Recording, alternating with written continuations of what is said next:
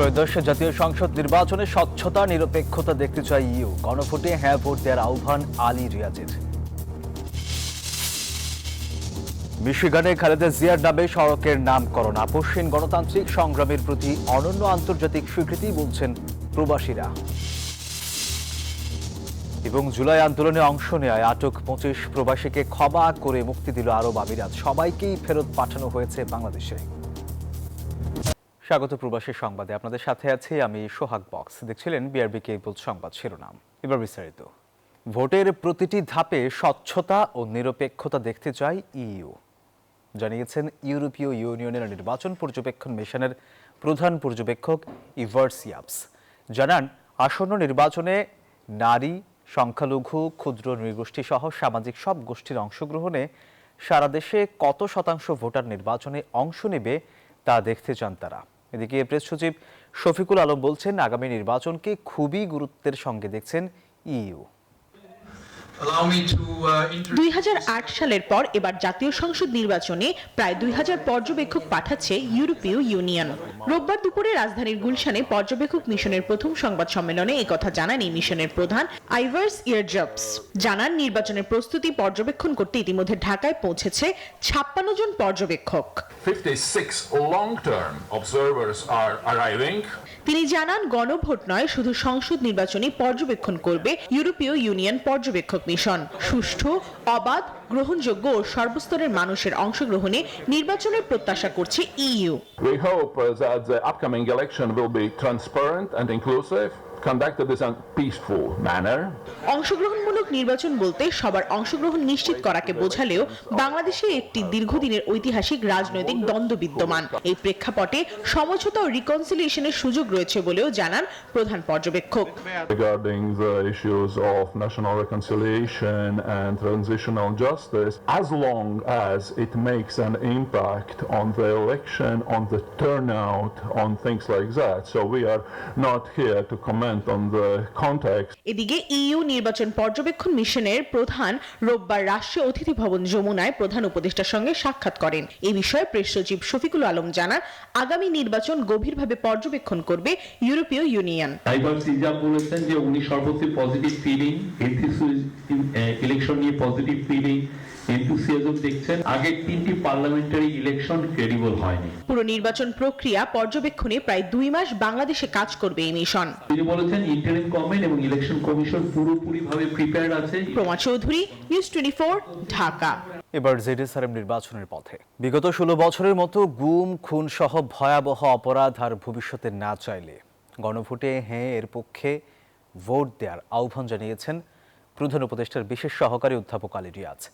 রোববার বরিশালের bells park মাঠে গণভোটের প্রচার ও ভোটার উদ্বুদ্ধকরণের উদ্দেশ্যে বিভাগীয় ইমাম সম্মেলনে প্রধান অতিথির বক্তব্যে তিনি এই আহ্বান জানান।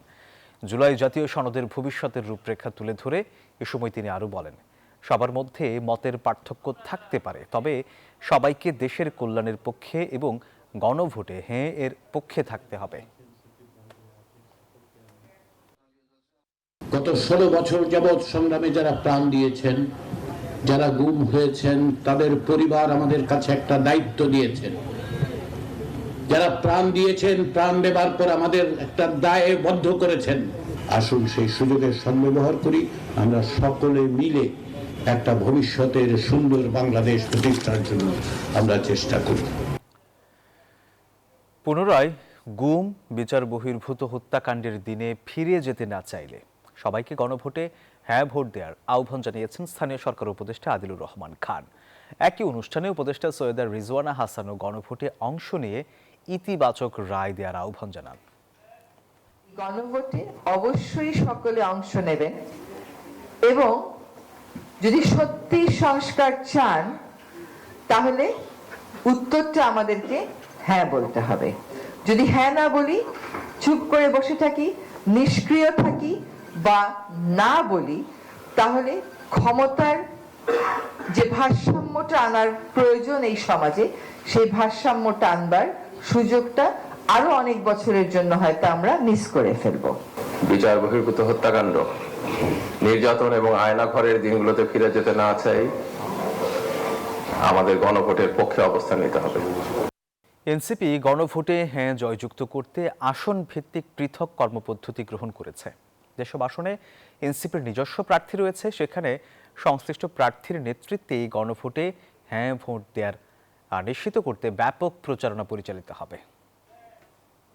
টিকে কেন্দ্র করে গণভোটের জন্য আমরা একজন করে নেতৃত্ব আসলে তুলে আনবার চেষ্টা করব 270টি আসন থেকে।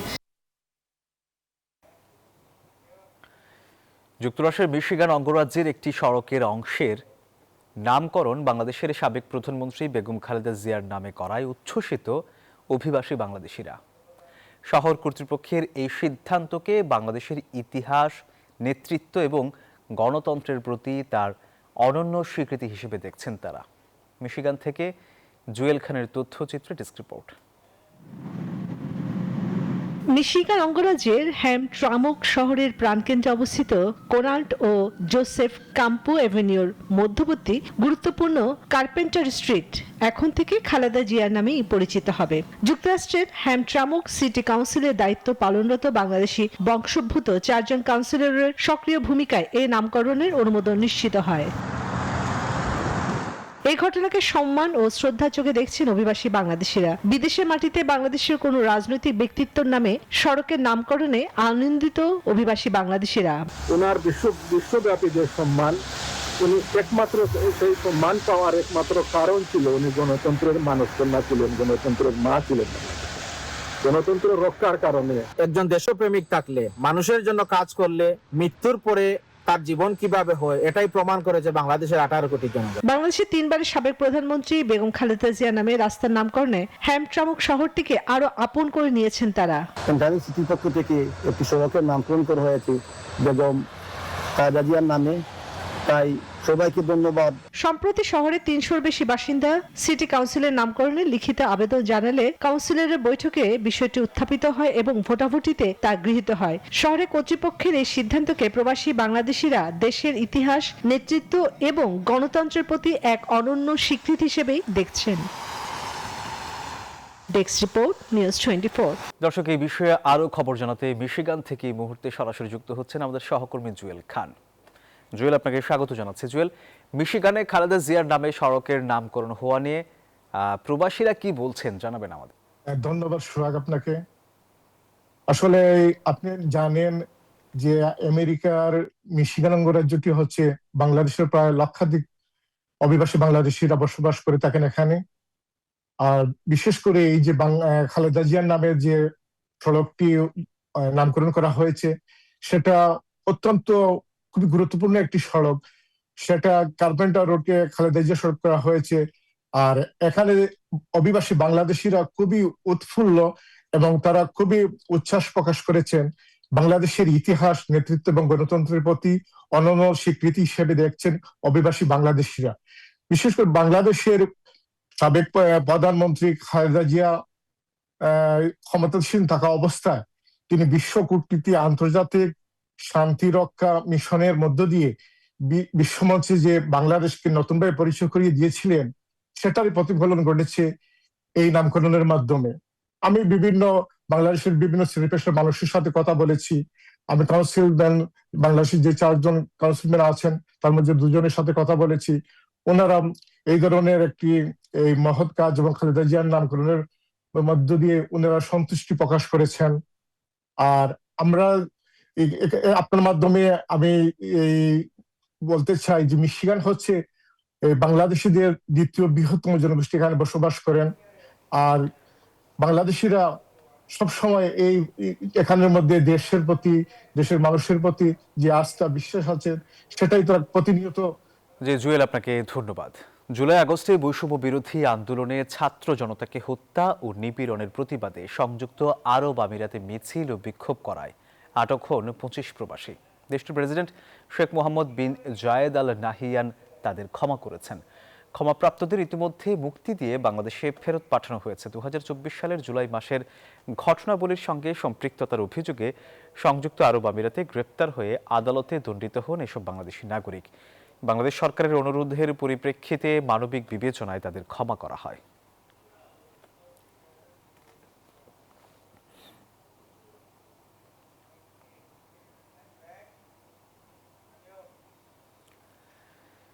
বেগম খালেদা জিয়া এবং জিয়াউর রহমানের রুহের মাগফিরাত কামনায় সৌদি আরবে জাতীয়তাবাদী সামাজিক সাংস্কৃতিক সংস্থা জাসাসের উদ্যোগে আলোচনা সভা ও দোয়া মাহফিল অনুষ্ঠিত হয়েছে। একই দিনে জাসাস ৪৭তম প্রতিষ্ঠা বার্ষিকী উপলক্ষে বিশেষ মোনাজাত করা হয়। জাসাসের আহ্বায়ক মোহাম্মদ রফিকুল হক চৌধুরীর সভাপতিত্বে এবং সদস্য সচিব গোলাম মুস্তফার সঞ্চালনায় আয়োজিত এই অনুষ্ঠানে প্রধান অতিথি হিসেবে উপস্থিত ছিলেন সৌদি আরব বিএনপির যুগ্ম আহ্বায়ক মুঈন চৌধুরী।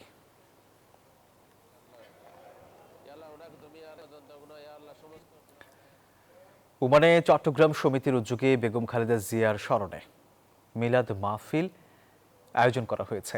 একই সাথে সম্প্রতি ওমানে মর্মান্তিক সড়ক দুর্ঘটনায় নিহত 4 প্রবাসী লোকমান হাকিম রুমেল, প্রদীপ শর্মা নিলয়, রুবেল ও হারুন অর রশিদের আত্মার শান্তি কামনা করে দোয়া করা হয়। এতে সভাপতিত্ব করেন মোহাম্মদ ইয়াসিন চৌধুরী সিআইপি। এছাড়া উপস্থিত ছিলেন উপদেষ্টা প্রকৌশলী আবু তাহের, সহসভাপতি প্রকৌশলী আশরাফুর রহমান সিআইপি, সহসভাপতি শাহাবুদ্দিন সহ অন্যান্য নেতৃবৃন্দ এবং সদস্যবৃন্দ।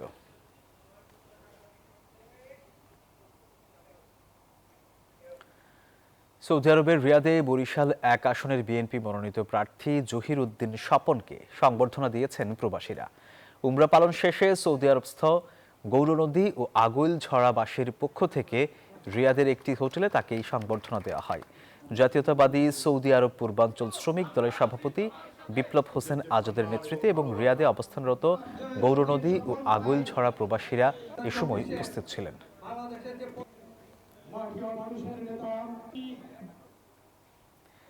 প্রবাসী সংবাদের সময় হলো একটা বিরতির, সাথেই থাকুন।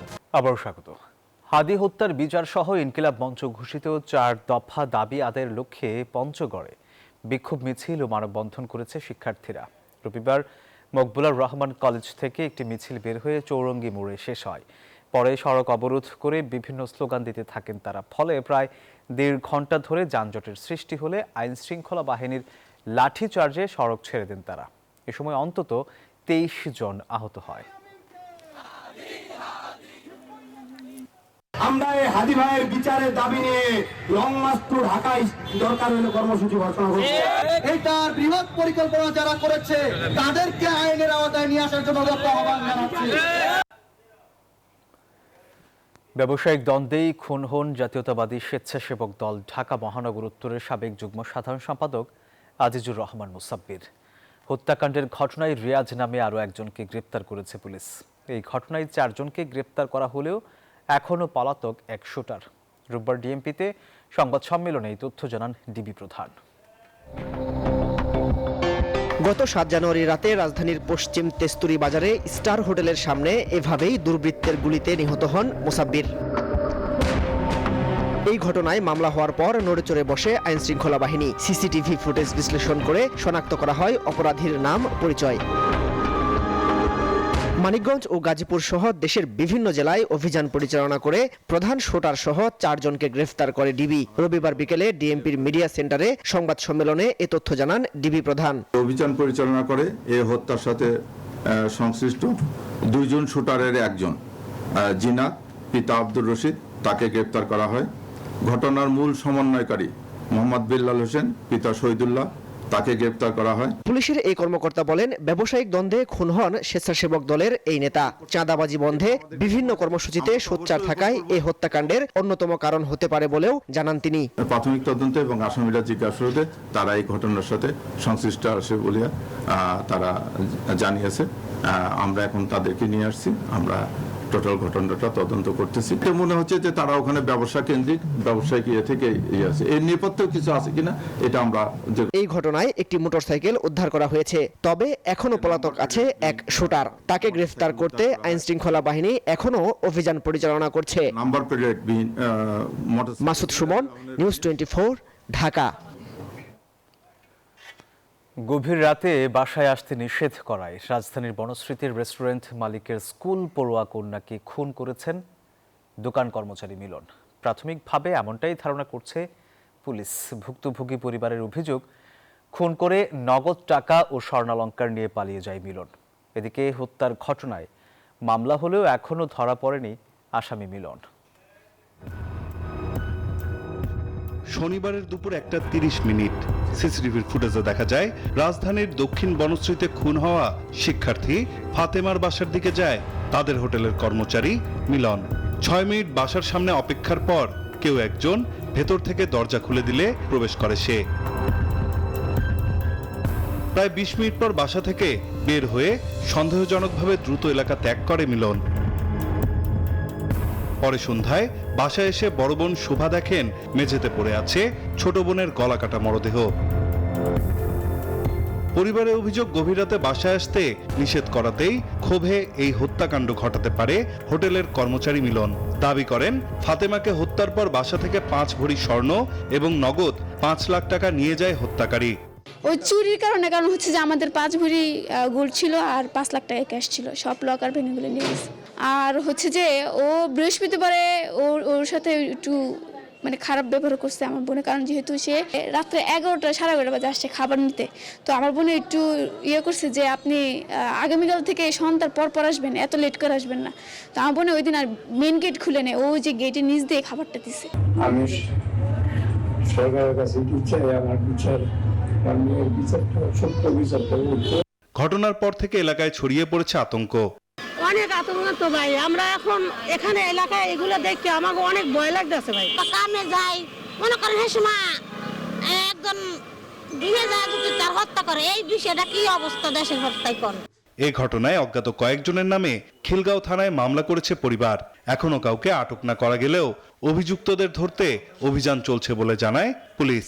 ওই ঘটনার পর থেকে তার রেস্টুরেন্টের একজন কর্মচারী গায়েব বা লাপাত্তা হয়ে গেছেন, তার খোঁজ পাওয়া যাচ্ছে না। তারা সন্দেহ করছেন সেই ঘটনার সাথে জড়িত থাকতে পারে কোনো না কোনোভাবে। তো আমরা এই ঘটনার পারিপার্শ্বিক সব কিছু বিশ্লেষণ করে তদন্ত কার্যক্রমটা চালিয়ে নিচ্ছি। ঘটনার পর থেকে পলাতক রয়েছে অভিযুক্ত মিলন। 9 আলচিকো, নিউজ 24, ঢাকা।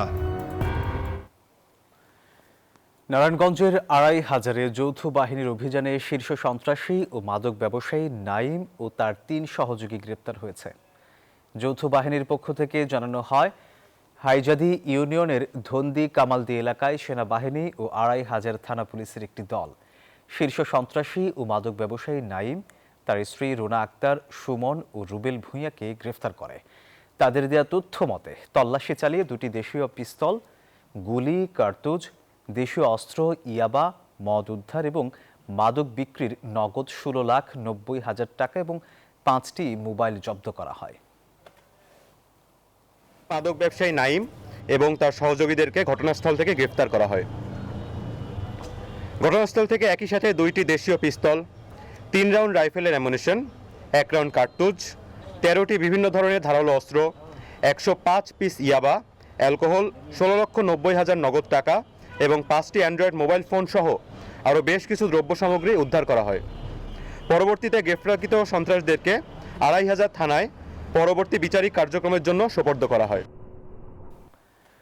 গাজীপুরের টঙ্গীতে একটি অত্যাধুনিক বিদেশি পিস্তল সহ এক যুবককে গ্রেফতার করেছে পুলিশ। পুলিশে জানায়, টঙ্গীর পূর্ব আরিজপুর এলাকা থেকে তাকে গ্রেফতার করা হয়। আসন্ন নির্বাচন উপলক্ষে অবৈধ অস্ত্র উদ্ধারের অংশ হিসেবে অভিযান চালিয়ে মামুনকে গ্রেফতার করে টঙ্গী পূর্ব থানা পুলিশ। পরে তার দেয়া তথ্যের ভিত্তিতে পূর্ব আরিজপুর এলাকায় সাবেক কাউন্সিলর শাহ আলম রিপনের বাড়ির ভাড়াটিয়া সুজনের কক্ষের সিলিং থেকে ম্যাগজিন সহ ইউএসএ ব্র্যান্ডের অত্যাধুনিক পিস্তল উদ্ধার করা হয়। সুজনের ভাড়াকৃত একটি বাসা, 3 সেট একটি বাসা, সেই বাসায় অভিযান চালিয়ে মোহাম্মদ আব্দুল্লাহ আল মামুন ওরফে রতন, বয়স আনুমানিক 30 বছর, তাকে আটক করা হয়। তার দেখানো মতে আমাদের থানা পুলিশ সদস্যরা ওই বাসার সিলিং থেকে এই একটি অস্ত্র, একটি পিস্তল, বিদেশি উন্নত মানের একটি পিস্তল উদ্ধারপূর্বক জব্দ করে। প্রবাসী সংবাদের সময় হলো আরও একটা বিরতির, সাথেই থাকুন। আবার স্বাগত। এবার আন্তর্জাতিক প্রসঙ্গ। সরকার বিরোধী বিক্ষোভে উত্তাল ইরানের হাসপাতালগুলোতে এখন লাশের সারি। হতাহতদের চাপে বিপর্যস্ত দশা। একদিন আগে অন্তত 200 মানুষের মৃত্যুর খবর পাওয়া যাচ্ছিল, তবে নিহতের আসল সংখ্যা কত তা এখনও জানা যাচ্ছে না। এদিকে ইরানে ইসরায়েলি গোয়েন্দারা সক্রিয় বলে দাবি করেছেন দেশটির একজন মন্ত্রী। আর দেশটির হামলা চালানোর কথা জোরে সোরেই ভাবছেন মার্কিন প্রেসিডেন্ট ডোনাল্ড ট্রাম্প। রাজধানী তেহরানের হেরাভি বা চিৎকার, যেদিকেই চোখ যায় শুধুই মানুষের ঢল। শনিবার রাত থেকে আবারও রাজপথ দখলে নিয়ে সরকার বিরোধী বিরামহীন স্লোগান দিচ্ছেন হাজারো আন্দোলনকারী। তাদের মূল দাবি, বিদেশি গোষ্ঠীকে অর্থায়ন না করে আগে বাঁচাতে হবে দেশের ভেঙে পড়া অর্থনীতি। রাজপথের এই উত্তাপ গিয়ে ঠেকেছে হাসপাতালের মর্গে। নিরাপত্তা বাহিনীর কঠোর অবস্থানে মেঝেতেই স্তূপ হচ্ছে লাশ। চিকিৎসকরা বলছেন আহতদের ভিড়ে চিকিৎসা দেয়াই দায়। অনেকের বুকেই সরাসরি বিদ্ধ হয়েছে গুলি। এমন পরিস্থিতির মাঝেই ইসরায়েলি মন্ত্রী আমিচাই এলিয়াহুর বিস্ফোরক দাবি, ইরানে বর্তমানে তাদের গোয়েন্দারা সক্রিয়। সরকার পতন লক্ষ্য না হলেও হুমকি কমাতে ভেতর থেকেই তৎপরতা চালাচ্ছে তেল আবিব। অন্যদিকে পরিস্থিতিকে স্বাধীনতার পথ উল্লেখ করে ইরানিদের সহায়তায় যুক্তরাষ্ট্র প্রস্তুত বলে জানিয়েছেন ডোনাল্ড ট্রাম্প। তেহরানের দাবি, পশ্চিমা বিশ্বের ইন্ধনেই এই আন্দোলন রূপ নিচ্ছে সহিংসতায়, আর তা দমন করা হবে কঠোরভাবেই। Desk report, news 24। এবার নিউজ 24 স্পোর্টস।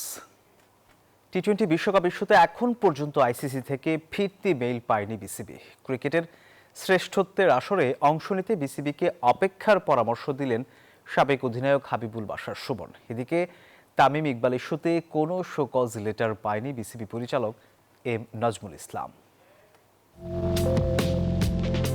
দরজায় কড়া নাড়ছে টি-20 বিশ্বকাপ। অন্য দলগুলো এরই মধ্যে শুরু করেছে মাঠের পরিকল্পনা, আর বাংলাদেশ স্কোয়াড ঘোষণা করে রয়েছে অনিশ্চয়তায়, যা শুরু মোস্তাফিজের আইপিএল থেকে বাদ পড়া দিয়ে। আর ইটের জবাব পাটকেলে দিয়েছে বিসিবি, বিশ্বকাপে অংশগ্রহণ না করতে চেয়ে। এবারের বিশ্বকাপে না খেলা হলে শুধু লস ক্রিকেটারদেরই নয়, বিসিবিও আর্থিকভাবে পড়বে ক্ষতির মুখে। ক্রিকেটের মোড়ল খ্যাত ভারত বাংলাদেশকে চেপে ধরবে এমন আলোচনাও রয়েছে পরিচালকদের মধ্যে। সেসব কারণে বিসিবিকে আরো অপেক্ষা করার পরামর্শ দিলেন হাবিবুল বাশার সুমন। আমি এই ব্যাপারটা নিয়ে একটু অপেক্ষা করতে চাই। আমি মনে করি আমরা আরেকদিন অপেক্ষা করি। আমাদের বোর্ড তো যোগাযোগ করেছেন আইসির সাথে, আমাদের কনসার্নরা জানিয়েছেন, তারপরে কি হয় তারপরে না এই বিষয়টা নিয়ে আমার মনে তারপরে কথা বলে ভালো। বিসিবি সভাপতির দায়িত্ব নিয়েই চাপে রয়েছেন আমিনুল ইসলাম বুলবুল। একের পর এক ঘটনায় প্রশ্নবিদ্ধ তিনি, তবে বিসিবিতে কর্মরতদের সহযোগিতা পাচ্ছেন সভাপতি। চাপ তো সবসময় থাকবেই, চাপ is part of person in this life. একটু ডিস্ট্রেস থাকেন মাঝে মাঝে, but I think he has got knowledge, এই চাপটা কি হ্যান্ডেল করবে সেই নলেজটা উনি রাখছেন। তামিম ইকবালকে ভারতের দালাল বলায় বিসিবি পরিচালক এম নাজমুল ইসলামকে শোকজের কথা জানিয়েছিলেন আমিনুল ইসলাম বুলবুল, তবে এটি সত্য নয় বলে জানিয়েছেন স্বয়ং এম নাজমুল ইসলাম। আপনাকে বিসিবি থেকে কোনো জানায় না, যে কারণ দর্শনের কোনো বিষয় জানায় না আপনাকে?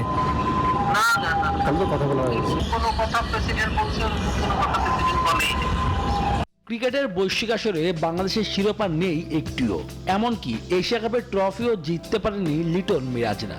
তবে ক্রিকেট সবসময় মুখরোচক গল্প হয়ে দাঁড়ায় মাঠের বাইরে। শুভদেবনাথ, নিউজ 24, ঢাকা। দর্শক, এই ছিল নিউজ 24 সংবাদে। ধন্যবাদ সবাইকে।